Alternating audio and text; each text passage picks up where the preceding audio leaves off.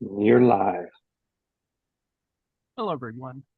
This and that for Tuesday, May 7th,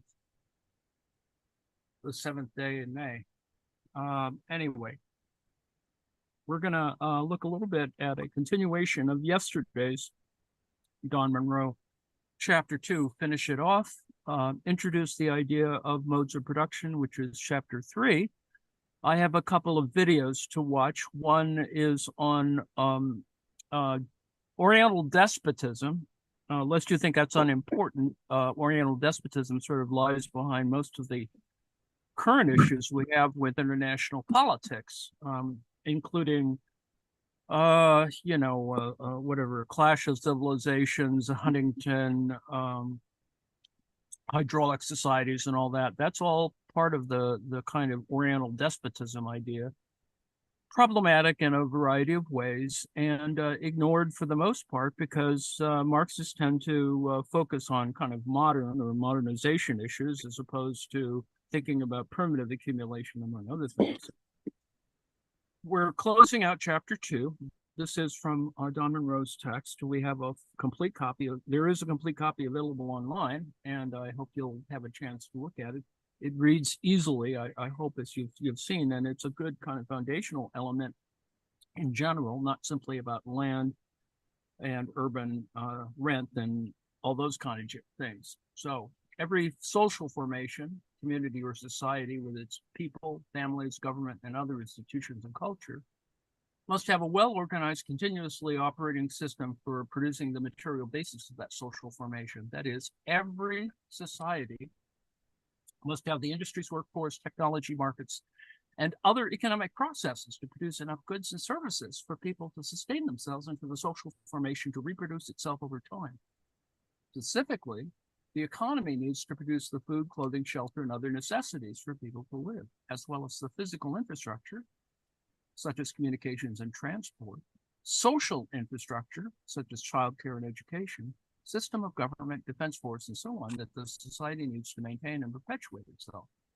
In other words, in all communities and societies, the first historical act, that is the act of history as opposed to prehistory, is thus the production of the means to satisfy these needs, the production of material life itself. And, it seems fairly obvious, not very ideological or controversial, unless you believe that God drops all this shit down in 7 days.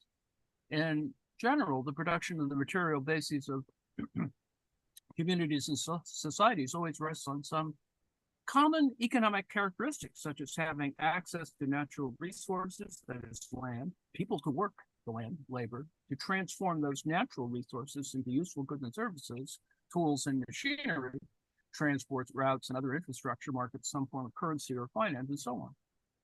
In practice, throughout history, communities and societies have developed many different ways to organize all these elements of production. That is, into different modes of production, modes being a kind of a category or style, or modes is just a convenient way of talking about a portion of this. Furthermore, depending on how production is organized, one sector of industry will always dominate and structure the others.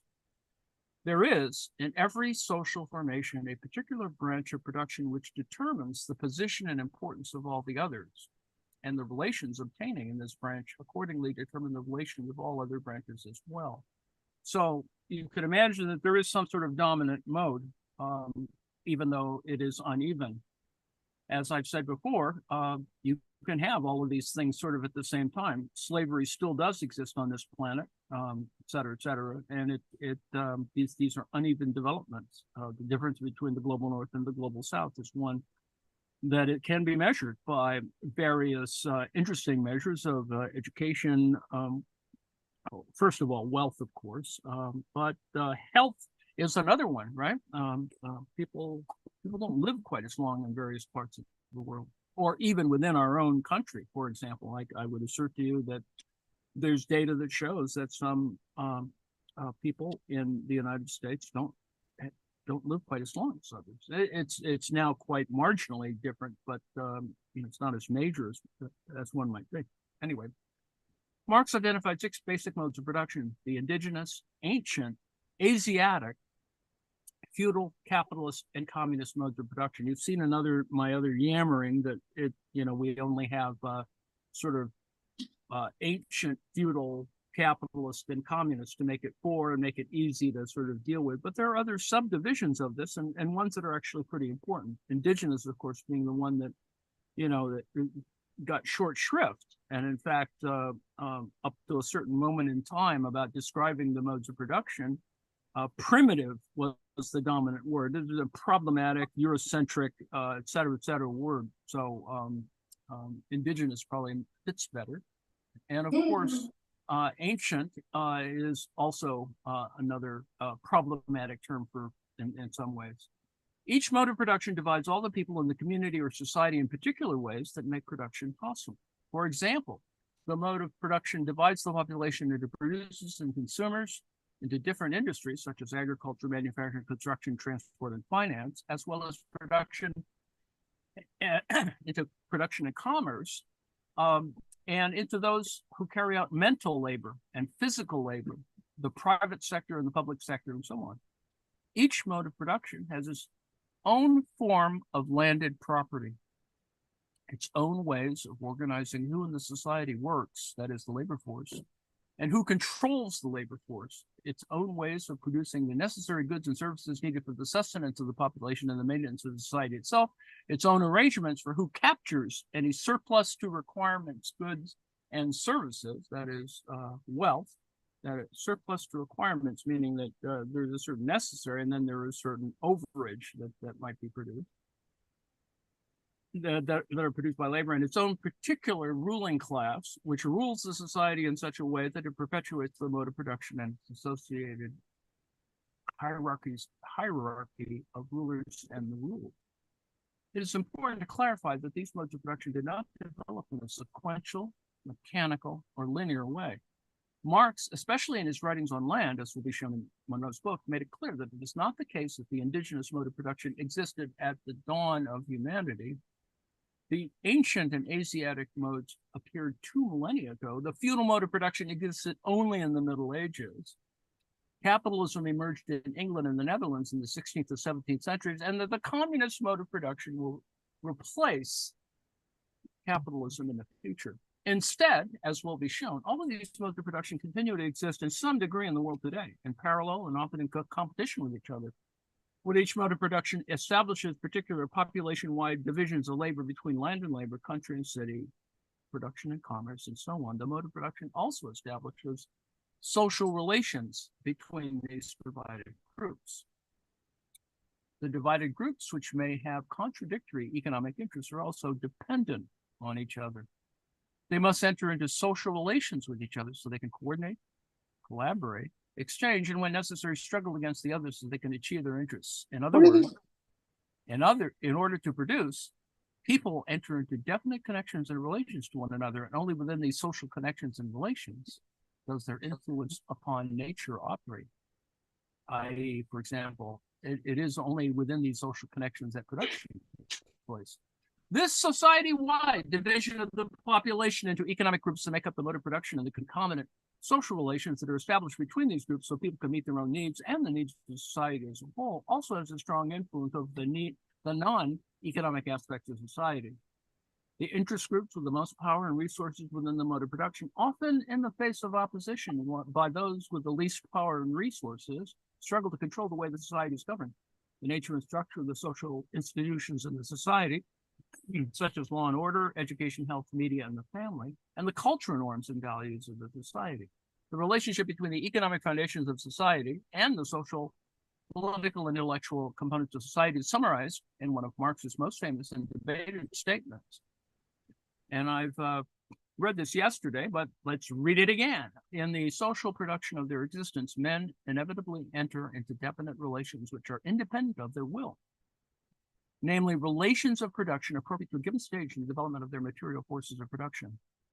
The totality of these relations of production constitutes the economic structure of society, the real foundation on which arises a legal and political superstructure, and to which correspond definite forms of social consciousness. The mode of production of material life conditions the general process of social, political, and intellectual life. It is not the consciousness of men, people, that determines their existence, but their social existence that determines their consciousness. This kind of inversion is really important, and certainly is one that is even picked up by people like Freud, etc. This book will show that one of the major divisions of labor that occur in all modes of production is the separation of the towns from the country. Each mode of production establishes its own types of cities with particular economic and political functions that are needed to support and defend the particular mode of production. These cities are structured within the limits set by the particular mode of production and are continually shaped by the imperatives of landed property, different forms of rent, and the actions of the landowning class. On occasions, struggles by classes within cities have also brought about revolutionary changes to the prevailing mode of production itself. All those great hopes for the Paris Commune. Some newcomers to political economy and economics more narrowly find it disconcerting that Marx's political economics seems so intertwined with calls for revolution. In developing his critique of the dominant mode of production that existed in his time, that is capitalism, Marx was explicit that he wanted to disclose the special laws that regulate the origin, existence, development, death of a given social organism, that is capitalism, and its replacement by another and higher one. Marx was certainly impressed by capitalism as a system of production. For example, Marx and Engels noted in the Communist Manifesto, the bourgeoisie, during its rule of scarce 100 years, has created more massive and more colossal productive forces than have all preceding generations together. They added that capitalism had also created enormous cities and greatly increased the urban population as compared to the rural. However, this mode of production also necessarily subjugates nature's forces to man. It exploits the majority of people, that is workers, produces for profit rather than the needs of people, and systematically creates unemployment, poverty, homelessness, social inequalities, and other social ills. The core problem with the capitalist mode of production is that it controls the lives of billions of people without any democratic control. In many nations around the world, people have a degree of democratic control over their governments, but they have no control over the capitalist laws that operate in ways that are independent of their will. Capitalism is a social process that goes on behind the backs of the producers, which appears to be fixed by custom. That's how hegemony works. This is why Marx was not interested in describing, explaining, or forecasting the behavior of capitalist markets, industries, or economies, as is the objective of orthodox economists, but wanted, in fact, to emancipate people from the inhumane and undemocratically controlled regulation of their lives. He wanted to replace capitalism with democratic, non-exploitative, and non-destructive mode of production that produces enough goods and services to meet the needs of all people, to each according to their needs. So when societies have a government and an economy that's under the democratic control of working people, will there ever be true human emancipation? So that gets us to the end of chapter 2. And hopefully you'll take a look at the notes. The notes are actually kind of good. The point being is that we're moving to chapter 3 in Don Monroe's book, and I wanted to show this one little thing on Oriental despotism explained by this historian, this guy who seems to be quite proud of his PhD, and a second video by the same guy who essentially covers what I did yesterday on social banditry. Perhaps does a better job of it, certainly, but it does show that I have no original ideas.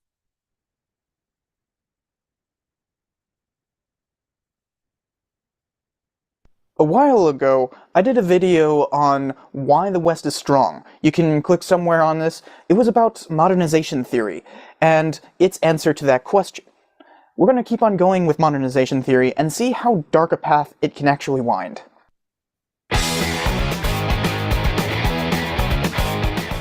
Hey, Cypher here. This is actually going to be part of a two-part series. One on how modernization theory tries to say that the rest of the world didn't modernize. And in the next, I'm just going to totally destroy it. Right, well, let's get on with it then. As a refresher, modernization theory says that Europe developed some sort of special ideology that allowed them to dominate the rest of the world. The problem with that is why the rest of the world never developed that ideology themselves. Modernization theorists turn to what is called Oriental despotism to answer that question. As with the last time, I'm not going to be critical. At least yet. Simply put, Oriental despotism is the idea that certain climates or cultures are prone to autocratic rule by the natural progression of civilization. Their region or customs have a particular trend towards despotic rule. This may seem arbitrary or just plain racist, but numerous historians have in the past believed in it fervently, and most history teachers today still do. So let's be a little forgiving for the initial connotations. The theory of Oriental despotism reaches back all the way to Aristotle, who said that the tropics were way too freaking hot for anybody to work, so they would never be able to achieve... Was there a problem, Joe? No. Sorry about that. Oh, okay. Great civilization status because they were just too hot. So the idea is that they would have harsh rulers who would impose particularly stringent regulation to make people work. This is obviously incorrect, but the idea has actually persisted in a number of ways. Ultimately, the idea was distilled into its current form by Karl Marx. He claimed that there was an Asiatic form of production. The idea is that the means of production in the Orient require a dictator of some sort to maintain a particular surplus to guard safe society. For example, in Egypt, the planting of seeds had to be precisely timed with the regular flooding of the Nile. To make sure that everybody was planting on time, everyone had to listen to an elite class of aristocrats to make sure that they were doing so. The pharaohs held their power because they knew when the flooding would happen and they told the peasants when to plant. Another example may be found in China, where complex waterways were required to cultivate the land. A strong central government made sure that those waterways were created and maintained.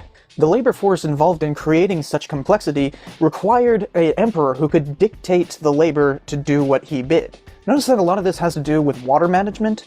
You might have heard your teacher at one point refer to something as hydraulic societies. That's actually just a polite way of saying Oriental despotism. To make sure that water was going where it needed to go, places like India, China, and the Middle East had to have dictators who made sure that the water was managed in a particular way. This inevitably led to despotism, and civilization was never able to progress into modernity, at least in the Orient. At least according to modernization theorists. As I said in the last video, this is extremely controversial. Most high school teachers still believe it, but most historians who actually study this kind of thing absolutely despise this idea. If you think about the theory of Oriental despotism, I'm sure you can come up with a number of ways that it's wrong. But don't worry, there's going to be a rebuke in the next episode. Trust me, the person that we're going to be looking at utterly destroyed modernization theory. Sometimes historians move away from theories before the rest of the world can adjust. Mostly because the rest of the world is often stuck in their old ways.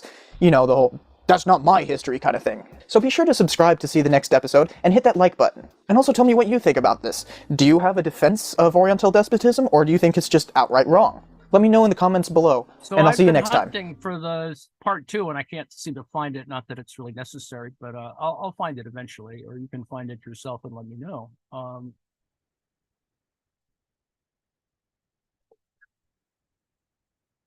There's one historical theory that people keep on deluding themselves with, and it's about time that I pointed it out. Social banditry, or the Robin Hood theory, is problematic at best, or cultural misanthropy at worst.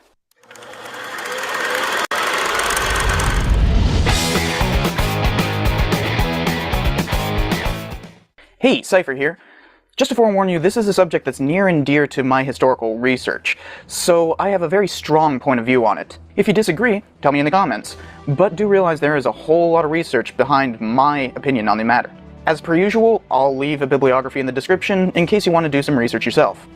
The Robin Hood complex has had a lot of proponents throughout history. The titular character is the subject of much myth-making about how he was fighting for the poor by stealing from the rich. This idea keeps cropping up in one way or another to justify the misdeeds of various historical characters. It was ultimately given a theoretical position by Eric Hobsbawm, who penned 2 books on the subject. Hobsbawm theorized that bandits of a particular stripe, which he called social bandits, were ultimately in a form of primitive rebellion. He says they are peasant outlaws whom the lord and state regard as criminals, but who remain within peasant society and are considered by their people as heroes, as champions, avengers, fighters for justice, perhaps even leaders of liberation, but in all cases as men to be admired, helped, and supported. A whole raft of people might be able to fit such a model. Think about any bandit, brigand, pirate, or cutthroat who ever lived, and the stories of their justice for the little guy. You know, when someone tells you that Pancho Villa's raids on American towns were justified, because he was betrayed by America and he was fighting for the people. In fact, Hobsbawm brings up Villa specifically. You can see the appeal of such a theory. Any romanticized outlaw can have their actions portrayed as part of some rebellion against an unjust authority. Hell, we like doing this with fictional characters like superheroes in old Western movies. I think the most potent example is Zorro, but not the neutered version that people have been getting since the 1950s, when Disney got a hold of it. I'm talking about the good version with some real potent political messages in it. Interestingly enough, Zorro is probably based on a real person named Solomon Pico, who I've actually written about in my own historical work, though many people like to say that it was Joaquin Murrieta, but Solomon Pico fits better. Zorro is always portrayed as being a man of the people, fighting an occupying government by robbing California. He is shown to be a Californio, as in a Mexican citizen who lived in Alta California before its annexation through the Treaty of Guadalupe, so he robs and steals on behalf of all Californios to extend the revolution. People have been using Joaquin Murrieta and his ilk as such a rallying cry to rebel since Solomon Pico was apprehended in 1851. The Chicano movement of the 1960s brought a revisionist tendency that emphasized racial struggle as part of these bandits' killings and robberies. Hell, there are even high schools named in honor of these murderous banditos in California today. To get back to Hobsbawm, you have to understand that Hobsbawm was a Marxist.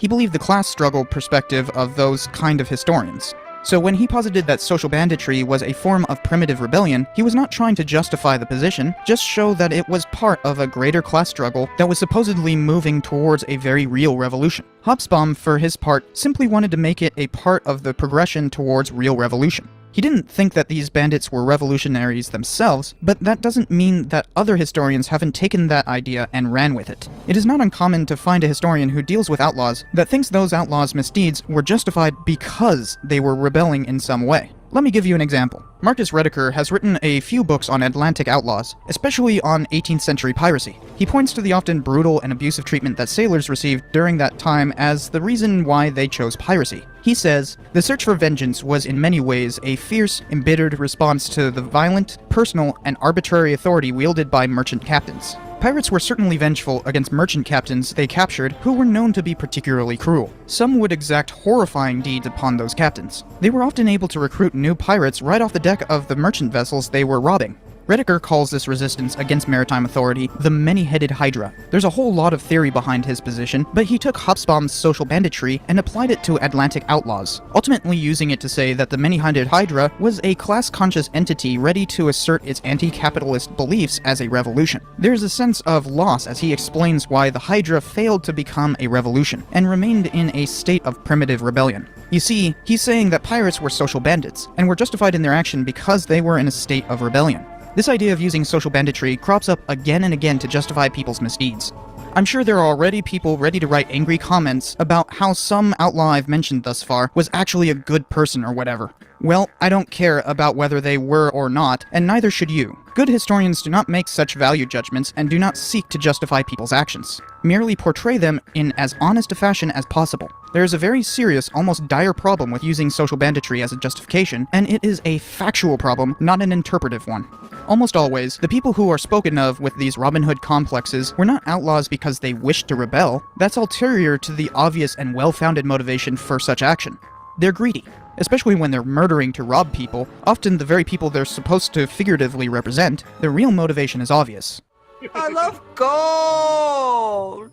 People like Tiburcio Vasquez or Billy the Kid might have proclaimed themselves rebels in some fashion or another, but that is merely them trying to garner sympathy for what was essentially rampages for monetary gain. Selfishness is the antithesis of social banditry, yet it is somehow an integral part of the theory. Plus, if we use this justification too much, we risk justifying things like terrorism and current outlaws. Not a good position to be in. Now, there are characters we could apply this theory to without risking that, but no historian seems to be doing so, and I think rightly so. Let me give you an example. Black Bart, whose real name was Charles Bowles, was a California bandit in the 1870s and 80s. He would hold up a stagecoach and steal the strongbox. He never stole from passengers. In fact, he was so polite to the people he was robbing that he actually gave them a couple of poems he wrote as a pleasant way of saying sorry for holding them up. After a coach driver had wounded him, he left some clothing behind, because he used it to seem like there were more people than just him, and he was hilariously afraid of horses. Unfortunately, one of those articles of clothing had a laundry tag on them, and some Wells Fargo detectives caught him with that. He served his time in San Quentin with exemplary behavior and forsworn crime after his release. Black Bart was a hero to many newspapers. A paper that I've done a bunch of research with, the San Luis Obispo Tribune, actually used Black Bart as an example for local bandits. Yet no historian is going around claiming Black Bart was a social bandit, and they are correct in doing so. Everyone recognizes that he was doing it out of greed. No matter how charming he was to those he robbed, or how much the newspapers respected him, everyone recognized that simple fact. So why is this such a thing for people like Jesse James, with some sort of Robin Hood complex, despite the fact that they killed people simply for monetary gains? It makes no sense to me, and I think the concept of social banditry should die off like so many other obsolete theories. But, well, maybe I'm wrong.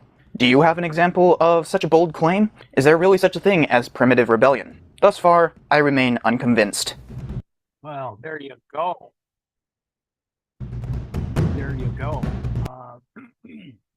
Now, the larger question about this is whether this fits into a concept of the lumpen or the lumpen proletariat.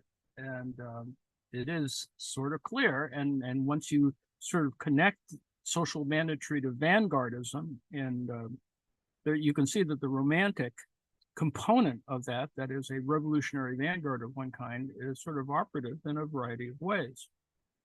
You could even argue that Blanquism, for example, of the French variety, is a kind of has a kind of social banditry built into it, as do many other things from the Paris Commune. So anyway, the point is, you can refer to the unthinking lower strata of society exploited by reactionary and counter-revolutionary forces, especially in the context of the revolutions of 1848.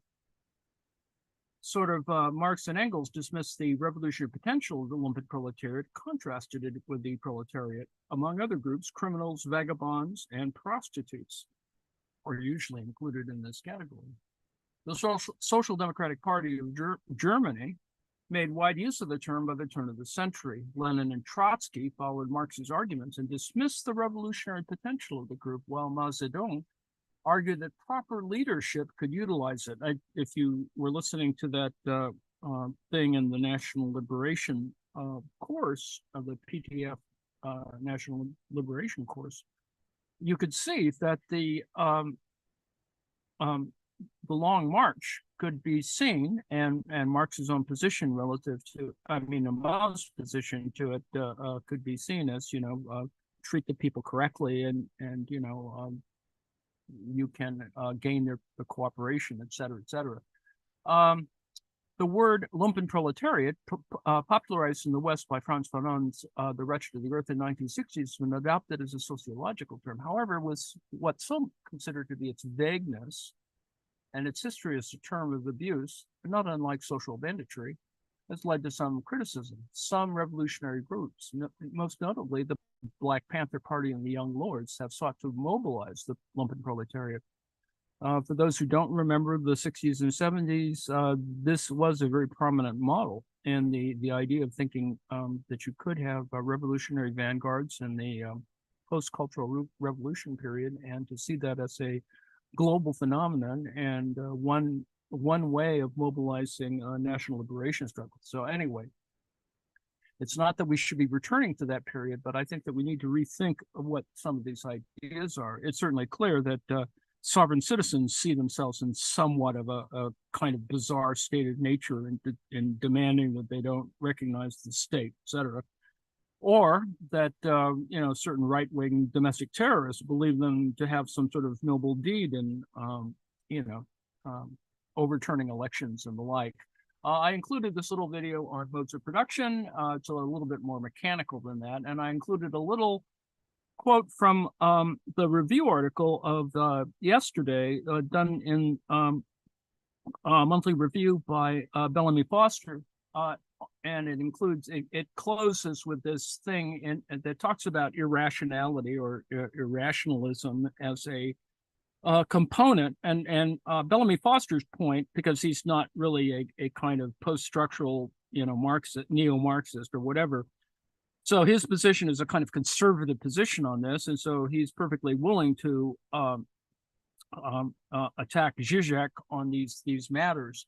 but it is an important contrast that Bellamy Foster does in his work, which is really important still. I mean, if you want to sort of work through the intellectual history of these things, I think it is important to have a position, at least, on sort of left Heideggerianism and other kinds of applications of, for example, the work of Nietzsche, et cetera.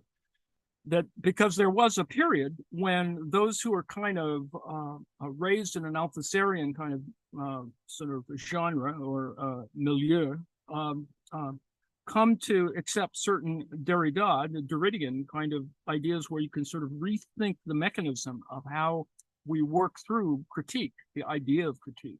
And this is kind of where this is coming from. It does appear vanguard-like in the sense that there are smaller, more marginalized groups of academics who are going to pursue this. And you can see in Bellamy Foster here commenting, both naturalism dash materialism and critical humanism. This is the post-Althusserian stuff must be rejected in general conformity with left Heideggerianism. Anyway, material reality thus gives way to the abstract real, and you can see that that's has a problematic construction. Such views lead to a withdrawal from any meaningful praxis, a deep pessimism, and a dialectic of irrationalism.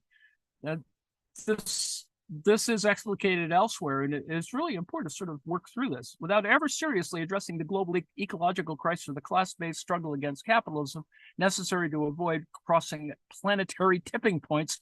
Zizek blithely declares that we must assume the catastrophe is our destiny. I think, of course, Zizek is being provocative, but it is, and it keeps him, people aware of Zizek, et cetera, and it keeps him writing stuff and people thinking he's popular. So such irrationalism in relation to the environmental crisis of capitalism is also evident in Zizek's response to the current growing threat of a nuclear conflict between NATO and Russia in the context of the Ukraine war. Indeed, today we see a further destruction of reason, the product of a confused anti-humanism mixed with nationalist fervor. This is the crisis that we see now. And, this is Israel, Palestine, Ukraine, Russia, et cetera. This is evident in Zizek's insistence that NATO should continue to support the war in Ukraine and walk away from peace talks, despite the growing dangers of a global thermonuclear exchange that could almost certainly annihilate all of humanity simply in order to save face. Others, like Noam Chomsky, who have raised the issue of the relation of the growing global extremist threat, are wrongly dismissed by Zizek as supporters of Putin's Russia. This is this anti-tanky kind of discourse that we have. Instead, he calls for a stronger global NATO able to fight both Russia and China. We're told that the same logic that as that governing Russia's insistence that Ukraine not be brought into NATO and that nuclear weapons not be stationed on Ukraine's soil, back to the 1994 Budapest Agreement, which would present an existential crisis to the Russian state, dictates that Ukraine too should have arms supplied, in this case by the West, and even nuclear weapons to achieve military parity with Russia. So there is this kind of interesting set of questions that Bellamy Foster raises. I know that I've overdrawn my time.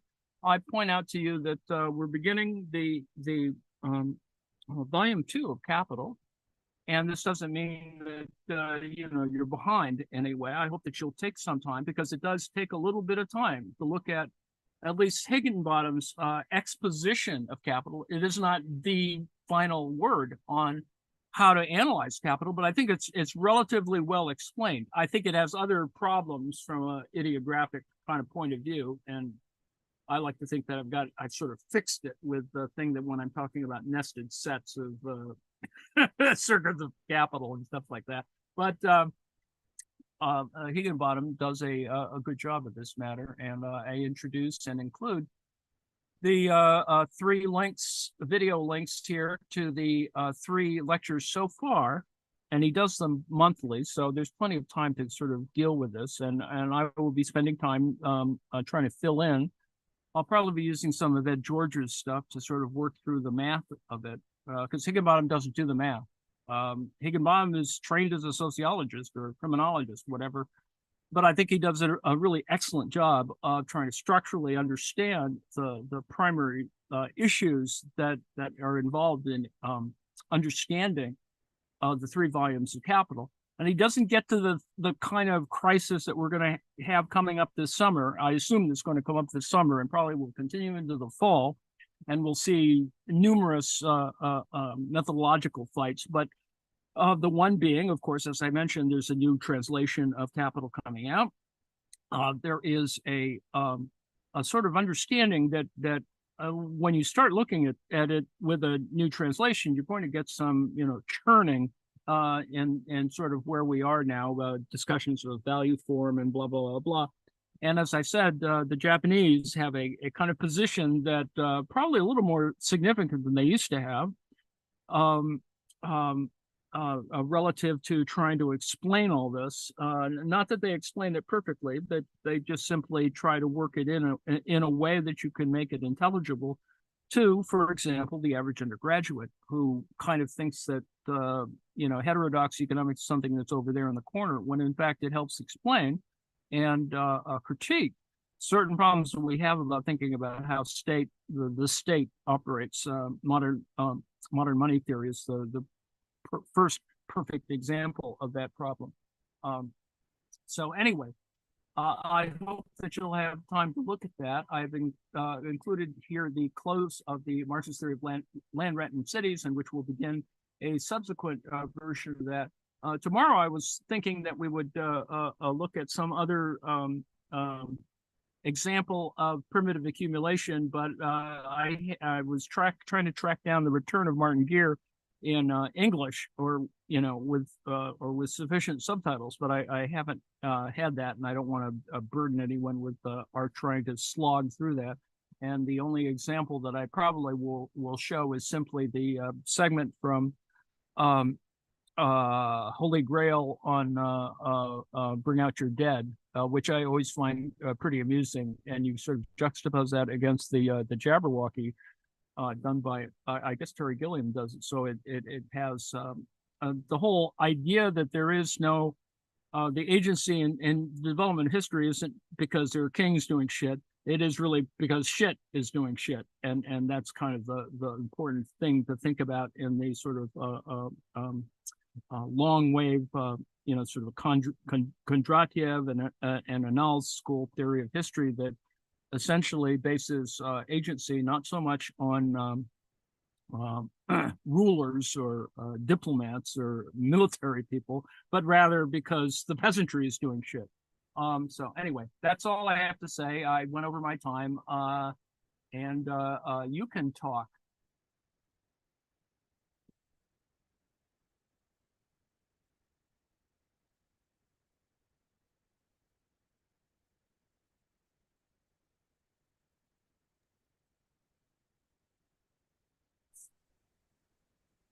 Yeah, I didn't like that historian guy.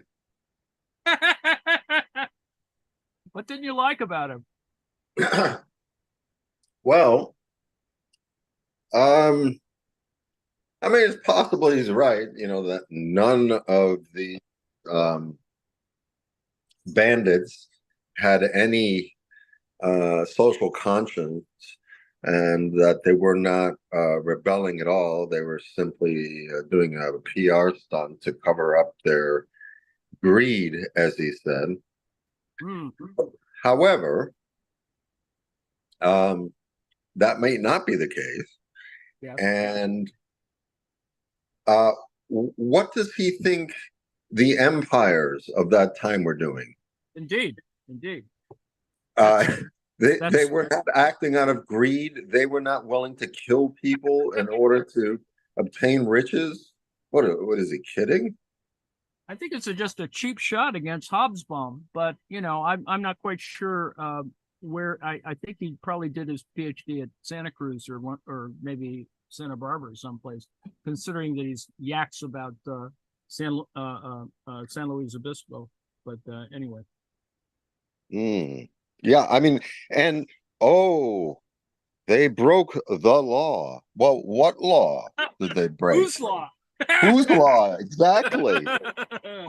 Who made these laws, and with what authority? I mean, come on. I mean, that's in the Robin Hood texts themselves. It's killing the king's deer and blah blah blah. It just it's all there. I would assert that it's just a sort of a young historian's cheap shot against Hobsbawm. But anyway, Okay. but that's just me. Hobsbawm is still important. I think that there's some ideas in the later Hobsbawm that are actually really important. Nobody spends time looking at them.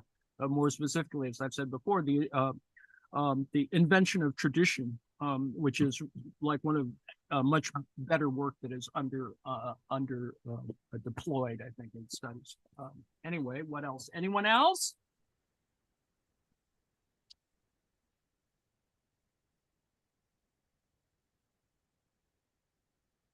Explain Zizek's position and how it relates to the lecture. Oh man, 25 words or less.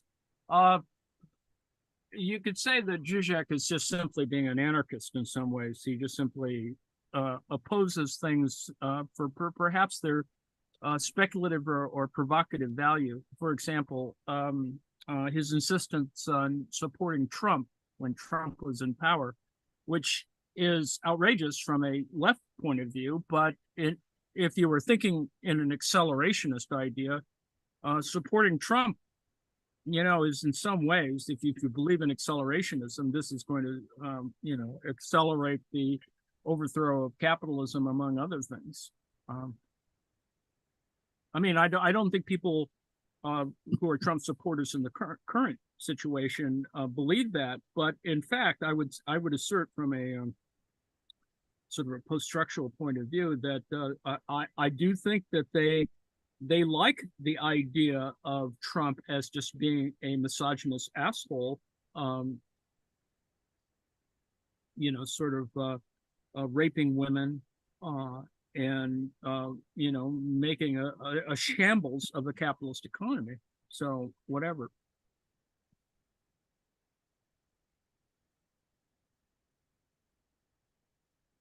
Well, I think Biden's foreign policy is helping Trump at the moment. Yes, I would assert that he is, but we're on the kind of cusp of whether there really is going to be a resolution of one kind or another. And I think, fortunately, I think the Israelis have sort of bargained themselves into a hole relative to a ceasefire. I hope. We'll see. We'll know in a couple more days, I think, considering that we're now on the second day of trying to parse through what a ceasefire is supposed to look like. It's moved a little further along than I sort of hoped, than I expected. Israel says it only wants a temporary ceasefire. That's correct. That's the lynch point. You can cut the YouTube feed whenever you want. I don't think anyone is listening.